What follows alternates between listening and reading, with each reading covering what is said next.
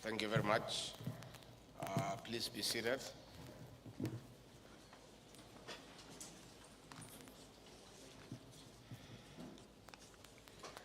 The Principal Secretary for Crop Development, Dr. Paul Rono,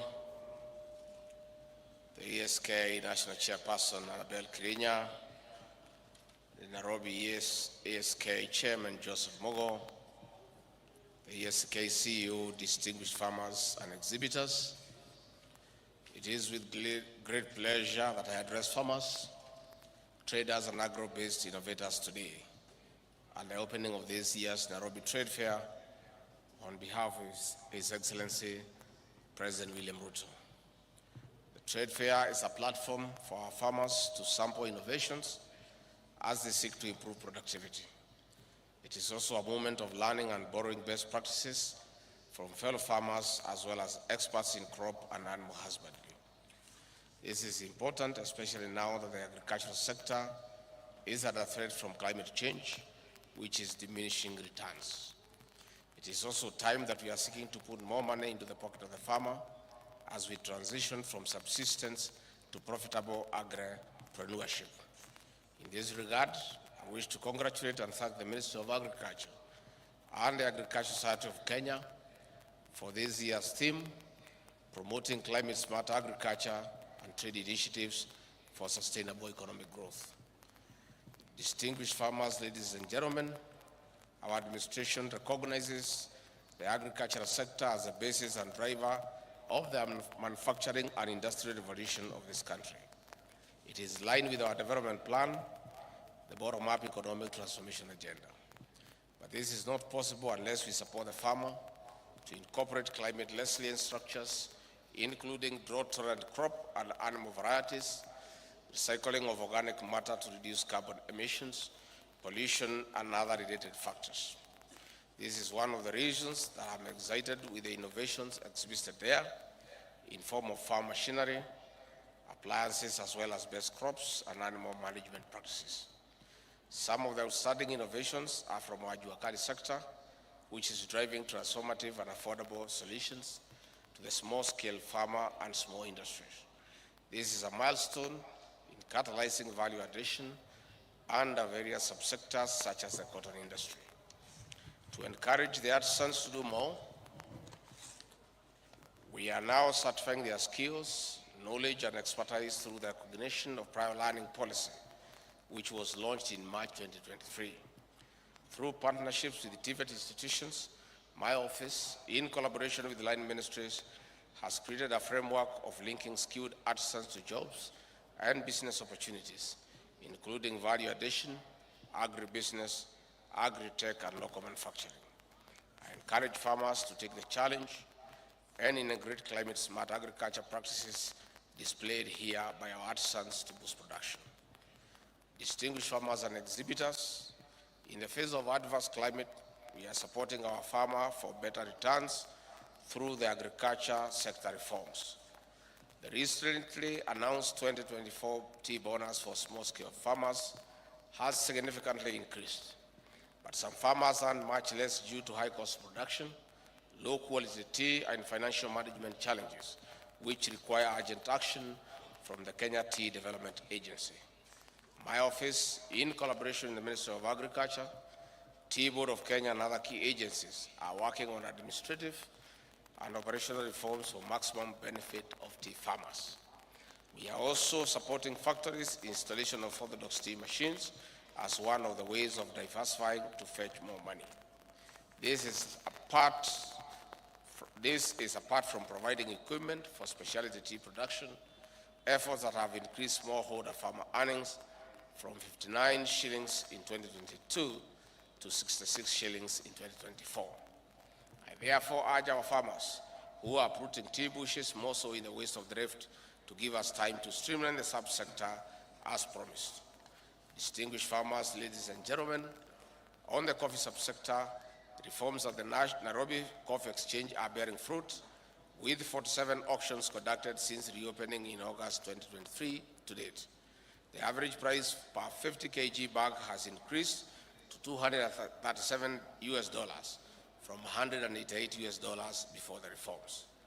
Today, we have 15 farmer cooperative union brokers or grower brokers who are presenting own coffee for sale at the Nairobi Coffee Exchange, as opposed to only one before the reforms. This is the transparency and empowerment we envisaged under the coffee reforms, where the farmer is king. Besides, the direct settlement system has ensured faster and transparent payment of coffee sale proceeds. This has alleviated cash flow challenges among farmers, enabling them to reinvest in farm inputs for productivity. The government has also initiated the Coffee Cherry Advance Kitty, managed by the new Kenya Planters Cooperative Union. In the financial year 2024-2025, we have an additional allocation of 3 billion shillings for the Coffee Cherry Revolving Fund. In expanding and sustaining our coffee export markets, we have leveraged commercial diplomacy through our foreign missions. As regards the European Union deforestation regulations, my office is coordinating a high-level interministerial committee for compliance before December 30, 2024. I wish to assure our farmers that we will comply.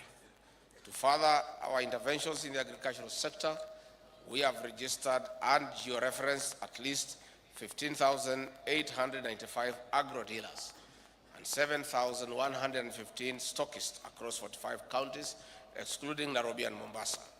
This will ensure close monitoring of distribution of quality farm inputs.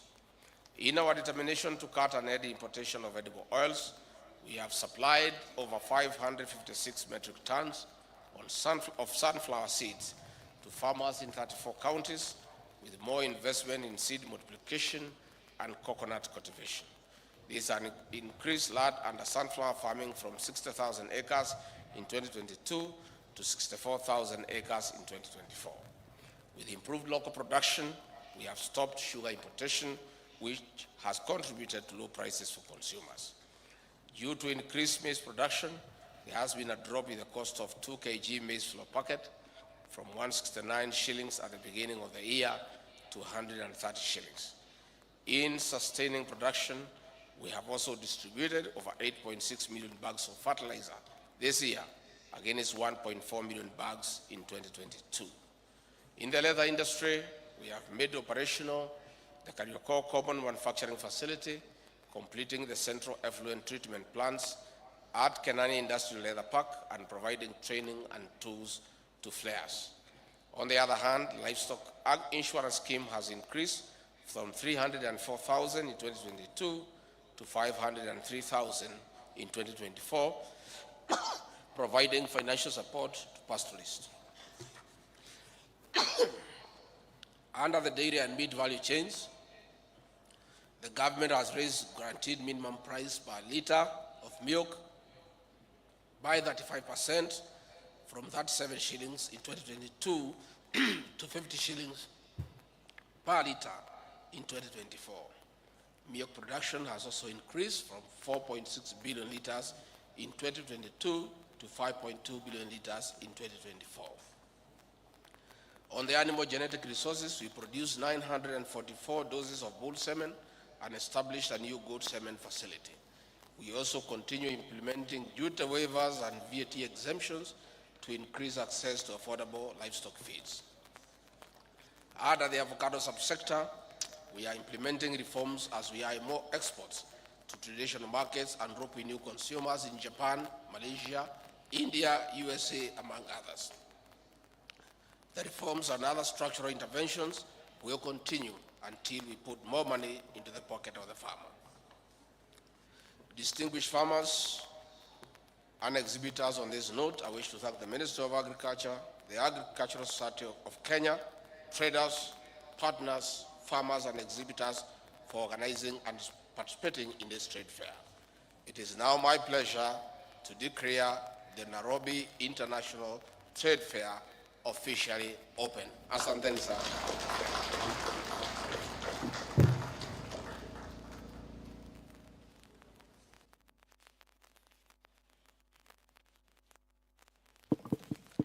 Thank you so much. Let's appreciate it.